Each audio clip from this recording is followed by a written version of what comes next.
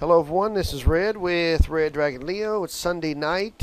I'm only going to do a technical update here, what I see in the charts right here, and just go from that. I'm thinking that we're going to have one day, maybe two, of an up move, and then we're going to collapse right back down. The weekly chart is still very, very bearish. The daily chart here, and let's look at the daily chart real quick, just to show you on the SPX.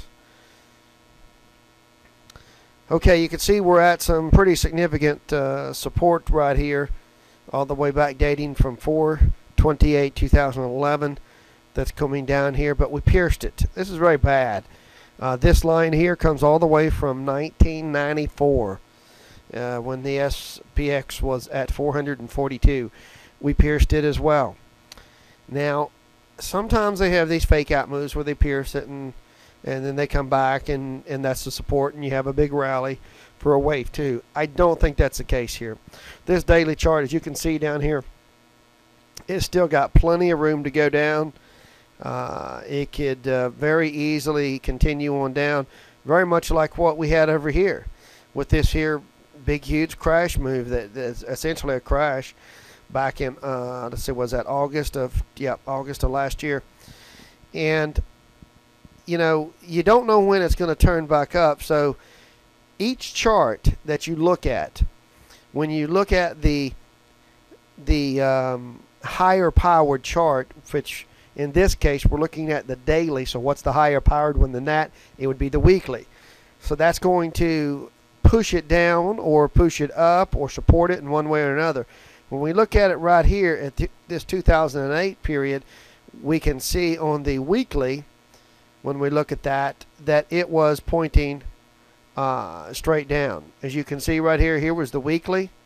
It was headed down, had a little brief bounce, and then boom, it collapsed below zero. For that very reason, that is the reason that the daily kept going deeper and deeper and deeper. Now, when you look at it over here and you see how the crash of 2008, what you're looking at here was a monthly pointing down. In this case, the monthly chart was much more powerful and pushed the weekly down and pushed the daily down, so you didn't have hardly no bounces along the way. Very few bounces.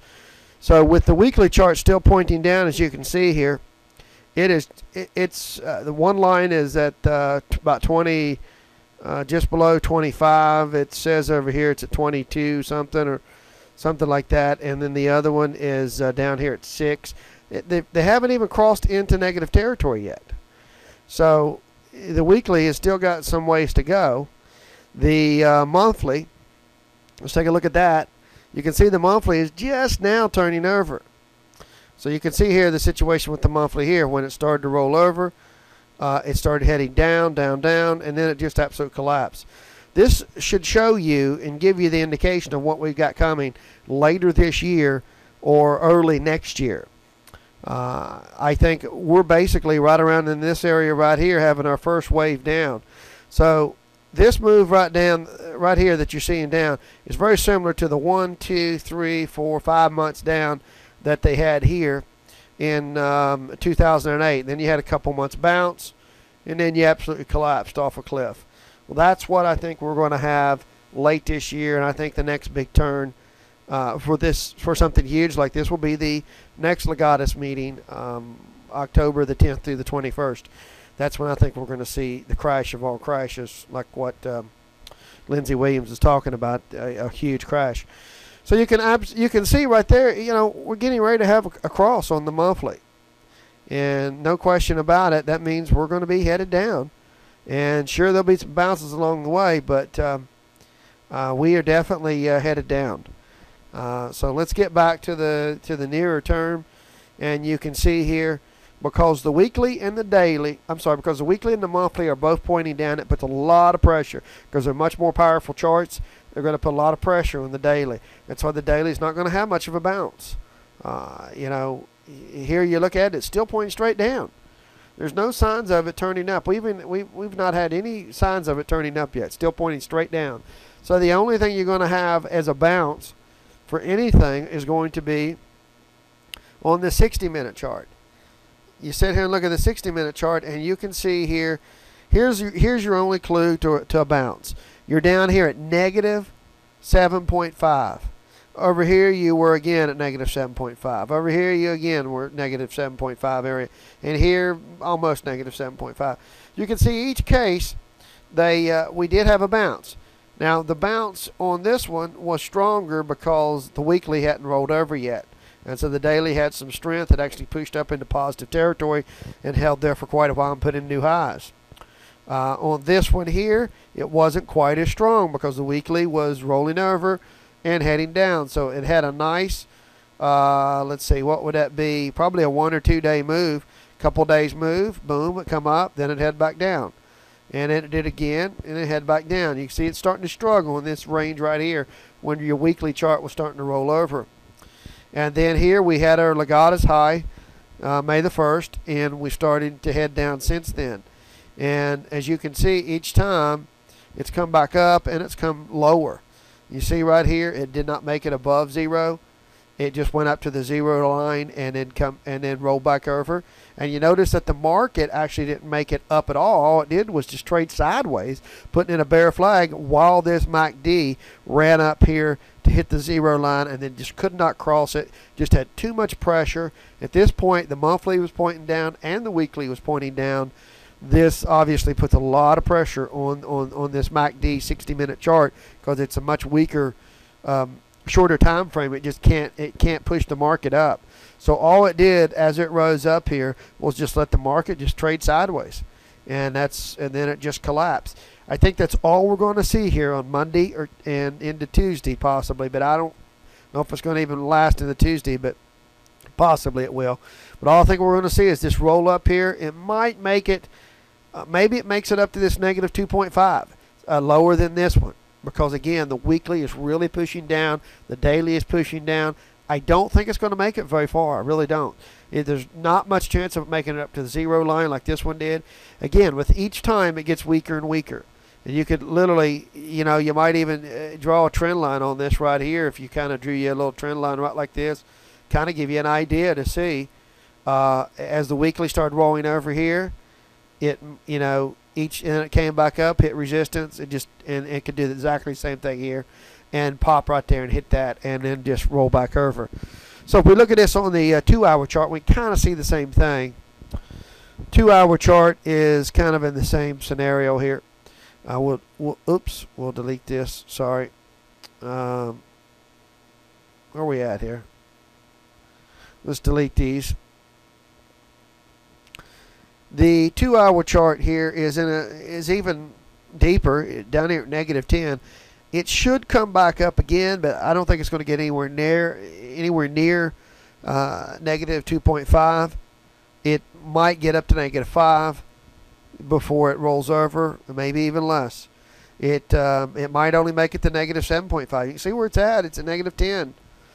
But while it does that, the best you can hope for is a slightly upward movement, sideways move on the market that literally just kind of puts in a bear flag. And it's probably going to look very similar to this move right here, just a chop sideways as this thing works its way up. And once it gets, overbought on the 60, and I wouldn't even call it overbought, it's just going to run for a day or two, basically.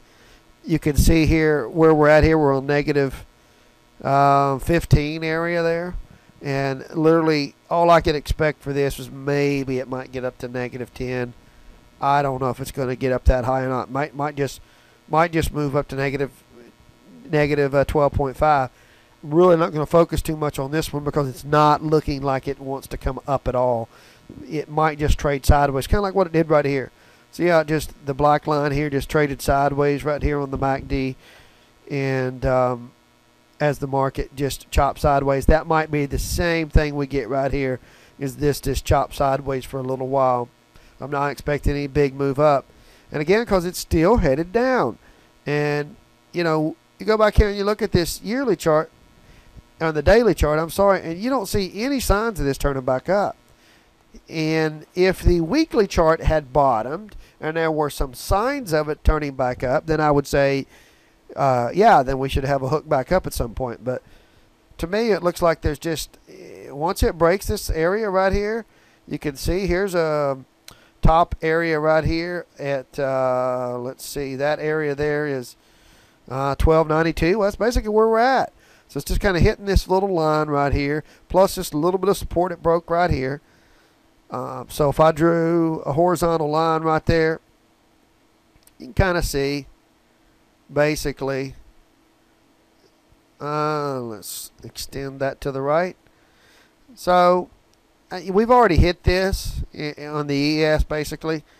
So I pretty much it's been hit for the most part. So I think what's going to happen, like I said, we might chop sideways a little bit, slightly upward bias, and then just absolutely collapse by starting on Tuesday. Remember, Tuesday is an 11 day. These gangsters love 11s. It's the 22nd. That's a master number. 22 is a master number. We also have next Tuesday, the 29th. And Anna told me that on the 29th they're going to release options that will be available for trade on Facebook, and also that I think, who was it supporting the market? I don't know if it's J.P. Morgan or I can't remember who it was. She was telling me that was buying up Facebook at $38 just to support it. Whatever, they won't be supporting it after the 29th. Isn't that funny? Isn't that funny how that works? 29th, another ritual day. We could look for a really big down day probably on that day. But this week here is obviously going to look quite ugly. If we look at the 30-minute chart here, you can see where it is buried as well. It's not going to get much traction either. I doubt if it makes it up to zero. Maybe it does. I don't know. I'm really going to focus here on the 60-minute chart. That's what I'm going to focus on, and the 2-hour chart. What I basically want to see is this 60-minute chart get up here to around negative 2.5. Based upon the amount of candles in any given day, that could basically happen tomorrow. And then that's it. So Monday, you could see your high. And that's it for the week. And then it's just going to be downhill from there. So on the 2-hour chart, all you would see is this curl back up a little bit, maybe get to negative 7.5. I don't know if it gets that high or not. Then just stay down there in oversold territory. There's no reason for this to go up and rally right now because the charts are very, very bearish. So even if we go here and look at the ES, it's pretty much the same scenario. When you look at the ES, the difference here is you can see where the 2-hour chart is. It's working its way up right here. The ES is going to be overbought by the time the market opens tomorrow. The ES is going to be overbought. But I don't think it's necessarily going to roll over. You might have an early morning dip and then right back up a little bit and kind of put in some type of pause day. But I pretty much think that the most we're going to get out of this is a slightly positive day tomorrow, maybe, or a spinning top. And I think the high will be put in tomorrow, just based upon these candle patterns and these MACDs on when I expect them to get overbought. So maybe this works it up to negative 2.5 or negative maybe 0. I don't know. You look at it on the 60-minute chart, and you can see it's kind of already headed up here. But that can, up, down as it works its way up. We're looking at both charts, basically, the SPX and the futures. But I just wanted to do this little update, just a technical update, just to let you know. I'm really expecting a really ugly week this week. And Monday, I think, will be the high for the market. Whatever level it makes it to, I don't have a clue. Maybe chop sideways. But by the end of the day, Monday, by 2 or 3 o'clock, I expect everything to start to roll over. Maybe it closes positive. Maybe it closes negative. I don't know. But I wouldn't count too much on the rest of the week being anything bullish. It should just be down, down, down. So that's it, guys. I just want to let you know what I was seeing in the charts here. So I look for more selling this week. Good luck, everyone.